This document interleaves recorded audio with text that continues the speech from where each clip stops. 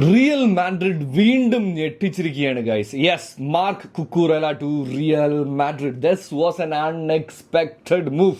എന്ന് വെച്ച് കഴിഞ്ഞാൽ ട്രാൻസ്ഫർ മാർക്കറ്റ് തുടങ്ങിയ സമയത്താണെന്നുണ്ടെങ്കിലും ബാഴ്സയിലേക്ക് തിരിച്ചു വരുമെന്ന് എല്ലാവരും പ്രതീക്ഷിച്ചിരുന്നു. പക്ഷേ റയലിലേക്ക് പോകുന്ന ഒരു മനുഷ്യൻ പോലും വിചാരിച്ചു എന്ന് എനിക്ക് തോന്നണില്ല. സോ അപ്പോൾ അതിനെക്കുറിച്ചാണ് നമ്മൾ ഈ വീഡിയോയിൽ സംസാരിക്കാനായിട്ട് പോകുന്നത്. So welcome to 80 podcast football club and this is RJ and അപ്പൻ.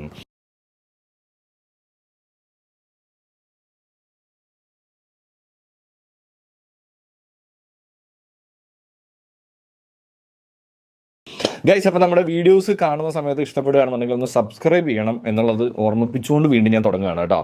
ഇതിൽ ഏറ്റവും ഇമ്പോർട്ടൻ്റ് ആയിട്ടുള്ള കാര്യം എന്ന് പറയുന്നത് ഞാൻ ആദ്യം പറഞ്ഞൊരു കാര്യമാണ്. എന്താണ്? മാർക്ക് കുക്കുറെല എന്ന് പറയുന്ന സ്പാനിഷ് ആയിട്ടുള്ള ചെൽസി പ്ലെയർ നിലവിൽ ചെൽസിക്ക് വേണ്ടിയാണ് കളിച്ചുകൊണ്ടിരിക്കുന്നത്. ഈ പറയുന്ന പോലെ തന്നെ ഒരു ബാഴ്സ പ്രൊഡക്റ്റാണ്. എന്താണ്? ലാമാസിയ പ്രൊഡക്റ്റാണ്. വിങ് ബാക്കാണ്.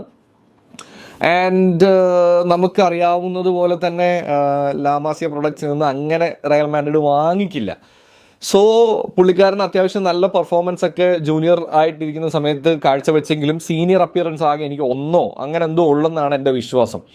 സോ പലയിടങ്ങളിലും സീസൺ അവസാനിച്ച് ഈ പറയുന്ന പോലെ ട്രാൻസ്ഫർ മാർക്കറ്റ് ഓപ്പൺ ആയി എന്ന് പറഞ്ഞ് വന്നു തുടങ്ങിയപ്പോൾ മുതൽ കുക്കുറെല ചിലപ്പോൾ ബാഴ്സയിലേക്ക് തിരിച്ചു വരാനൊക്കെ ഉള്ളൊരു സാധ്യതയുണ്ട്.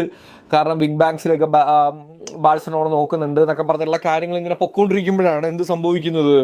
അൺഎക്സ്പെക്റ്റഡ് എന്ന് പറഞ്ഞു കഴിഞ്ഞാൽ ടു ദ കോറാണ് കേട്ടോ. ഒരു മനുഷ്യൻ പോലും, ഒരു മനുഷ്യക്കുഞ്ഞ് പോലും എനിക്ക് തോന്നുന്നു റിയൽ മാഡ്രിഡിൻ്റെ ഫാൻ പേജുകളുണ്ടല്ലോ, അപ്പോൾ അവരെല്ലാം പലപ്പോഴും പലതരത്തിലുള്ള താരങ്ങളെ വാങ്ങുന്നതിൻ്റെ ലിസ്റ്റ് എക്സ്പെക്റ്റഡ് ആയിട്ടുള്ളവരെ ആ ഒരു റഡാറിൽ 1% പോലും ഇല്ലാതിരുന്ന ഒരാളാണ് ആര്? മാർക്ക് കുക്കുറെല എന്ന് പറയുന്ന താരം.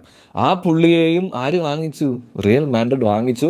അതിന് ഏകദേശം അതിൻ്റെ പല റിപ്പോർട്ടുകളും എടുത്ത് നോക്കുമ്പോൾ 50 to 60 മില്യനാണ് ഈ പറയുന്ന പോലെ ട്രാൻസ്ഫർ നടത്തിയിരിക്കുന്നതെന്നാണ് നമുക്കറിയാൻ സാധിക്കുന്നത്.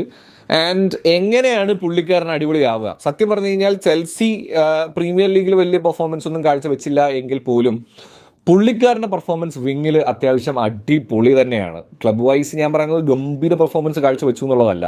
റിയൽ മാഡ്രിഡിനെ സംബന്ധിച്ചിടത്തോളം, എസ്പെഷ്യലി ഹോസെ മൊറീനിയോയെ സംബന്ധിച്ചിടത്തോളം എക്സ്പീരിയൻസ്ഡ് ആയിട്ടുള്ള ഒരു വിങ് ബാക്കിനെയും കൂടെ പുള്ളി നോക്കുന്നുണ്ടായിരുന്നു. പക്ഷെ അതൊരിക്കലും കുക്കുറെല ആയിരിക്കും എന്നുള്ളത് ഞാൻ സ്വപ്നത്തിൽ പോലും കണ്ടില്ലേ. ഞാൻ മാത്രമല്ല, എനിക്ക് തോന്നുന്നു റയൽ ഫാൻസ് പോലും ഞെട്ടിയിരിക്കുന്ന ഒരു സാധനമാണ്. ഇവനെയും കൊണ്ടുവന്നോ?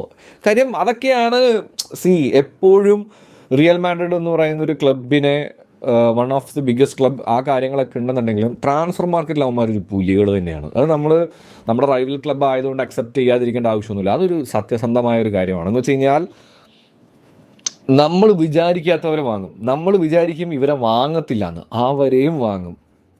ഈ ട്രാൻസ്ഫർ മാർക്കറ്റിൽ Perez is A Don.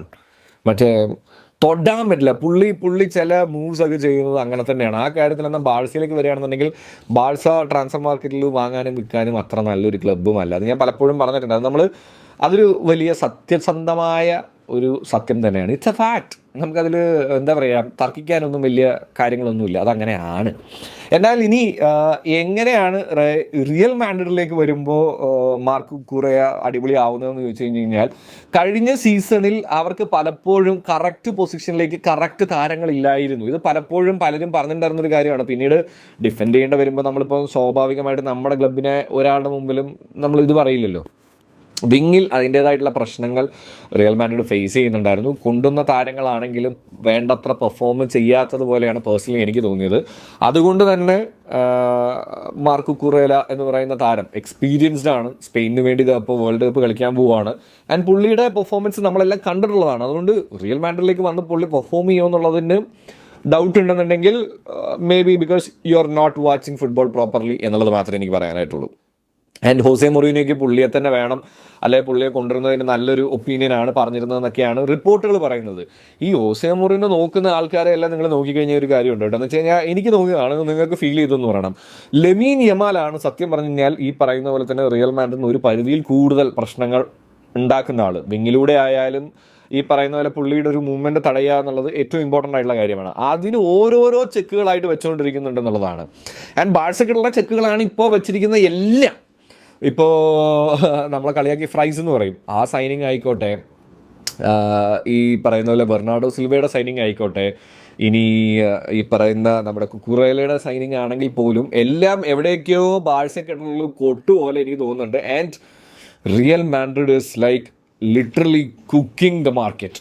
Transfer മാർക്കറ്റിൽ എസ്പെഷ്യലി ഈ വേൾഡ് കപ്പിൻ്റെ സമയത്ത് ഇജാതി സൈനിങ്ങളൊക്കെ റയൽ മാഡ്രിഡ് ചെയ്യുമെന്നുള്ളത് ആരും സ്വപ്നത്തിൽ പോലും പ്രതീക്ഷിക്കുന്നില്ല. എനിക്ക് തോന്നുന്നു അടുത്ത സീസൺ തുടങ്ങുന്നതിന് മുമ്പ് ഓരോ റിയൽ മാഡ്രിഡ് ഫാൻസിനും ആഘോഷിക്കാനുള്ള, ഒത്തിരി സ്വപ്നം കാണാനുള്ള, പ്രതീക്ഷയ്ക്കുള്ള എല്ലാ വകകളും എന്തുണ്ടാക്കി വെക്കുന്നുണ്ട്. ഈ പറയുന്ന പോലെ തന്നെ ഈ സൈനിങ്ങുകൾ വെക്കുന്നുണ്ട്.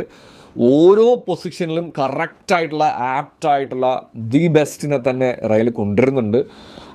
എനിക്ക് തോന്നുന്നു ഇതുവരെ സൈൻ ചെയ്തിട്ടുള്ളത് എല്ലാ സൈനിങ്ങുകളും ഒന്നിനൊന്ന് മികച്ചത് എന്ന് തന്നെ പറയണം. എനിക്ക് തോന്നുന്നു ഇനിയൊരു 2 സൈനിങ്ങുകളും കൂടെ നടക്കാനുള്ള എല്ലാ സാധ്യതകളും ഞാൻ കാണുന്നുണ്ട്. കാര്യം ഏകദേശം 6 താരങ്ങൾക്കുള്ള റീപ്ലേസിംഗ് ആണ് റിയൽ മാഡ്രിഡ് നോക്കുന്നതെന്നാണ് റിപ്പോർട്ടുകളെല്ലാം കണ്ടിട്ടുള്ളത്.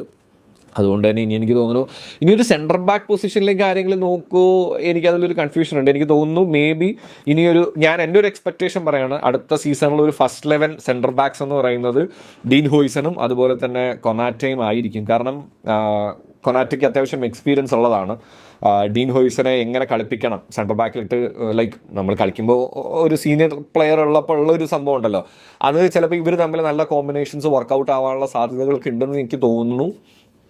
ആൻഡ് പേടിയുടെ അല്ല, പക്ഷെ yes, real Madrid is literally cooking. Barca അതിനനുസരിച്ച് എന്തായാലും ഇപ്പോൾ ഫിനാൻഷ്യൽ പ്രശ്നങ്ങളെല്ലാം മാറി 1:1 കാര്യങ്ങളെല്ലാം സെറ്റായി ബാഴ്സയും ഈ പറയുന്ന പോലെ ട്രാൻസ്ഫർ മാർക്കറ്റിലുണ്ട്. സോ ലാലീഗ ഇനി കത്താൻ പോവുകയാണ്. എനിക്ക് അതിലാണ് കൂടുതൽ സന്തോഷം. എപ്പോഴും പ്രീമിയർ ലീഗിനൊരു അപ്പർ ഹാൻഡ് ഉള്ളതാണ്. അപ്പം ലാലീഗ അത് തിരിച്ചു പിടിക്കുന്നത് ഈ പറയുന്ന പോലെ നല്ല താരങ്ങളെ ഈ പറയുന്ന പോലെ ബാഴ്സയ്ക്കും റയലിലേക്കും കൊണ്ടുവന്നുകൊണ്ടാണ്. അതാണ് അവരുടെ ആകെ എന്താ പറയുക, നമ്മളിങ്ങനെ ഷോ കേസ് ചെയ്ത് പറയാൻ പറ്റുന്നൊരു സംഭവം. So let's wait and see എന്തായിരിക്കും, എങ്ങനെയായിരിക്കും ഇനി അങ്ങോട്ടുള്ള കാര്യങ്ങൾ, ആരെയൊക്കെ ഇനി റയൽ മാഡ്രിഡ് കൊണ്ടുവരും, ആരെയൊക്കെ ബാഴ്സ കൊണ്ടുവരും, നമുക്ക് കാത്തു തന്നെ ഇരിക്കാം. എന്തായാലും നമ്മുടെ വീഡിയോ ഇഷ്ടപ്പെട്ടിട്ടുണ്ടെന്നുണ്ടെങ്കിൽ ഒന്ന് സബ്സ്ക്രൈബ് ചെയ്ത് കൂടെ കൂടുക എന്ന് ഓർമ്മിച്ചുകൊണ്ട് ചിൽ ചിൽ കുപ്പിച്ചിൽ.